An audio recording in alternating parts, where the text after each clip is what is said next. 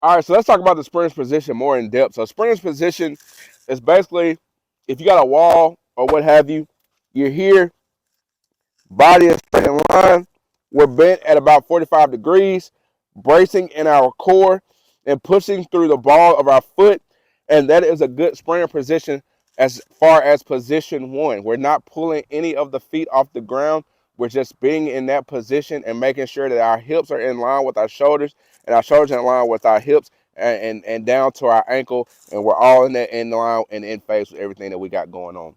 We also want to make sure that we're not too relaxed within our ankle region. So we don't want the feet to where the heels are down and we're stretching, because you'll feel that stretching your calf, but we want to make sure we're up on our toes. And we want to make sure that we keep and we brace within our core. Bracing in your core is going to just allow us, if we're not bracing our core, we'll be here, and we brace, it'll put us there. That's a little over exaggeration, but here, again, you'll feel like your hip flexion and things like that are tight, and your hip kind of gets an anterior pelvic tilt, and then we go there, and we're back neutral, and we're sitting erect, and we're sitting tall within our spine. And so those are two of the key things that I want you to see in that just from the first phase. Now I'm going to give you a side position so you can see what it looks like from the side and get a better angle. Shoulders are neutral, not relaxed, not overly extended, but shoulders are neutral. We're up on our toes.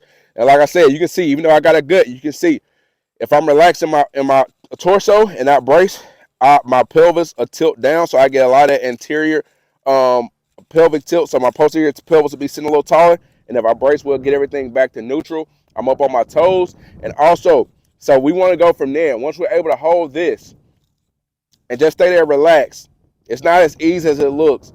Then we go to the next position, position two. We want to make sure that the ankle is rigid, so not goosenecked, but make sure that it's rigid. Make sure we get that knee where it's in line with the hip, and we're able to, the knee is in line with the hip, and we're pushing from that toe, and we're still able to hold that position. Now, if you're relaxing your pelvis, that knee is going to go down, and you won't get as much knee drive.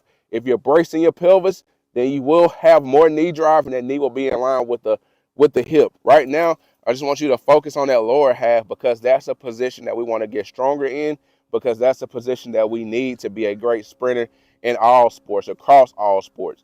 And if you're not able to hold that position, then you're not going to be able to do and execute a lot of the sprint drills and acceleration drills that it takes to be a great athlete.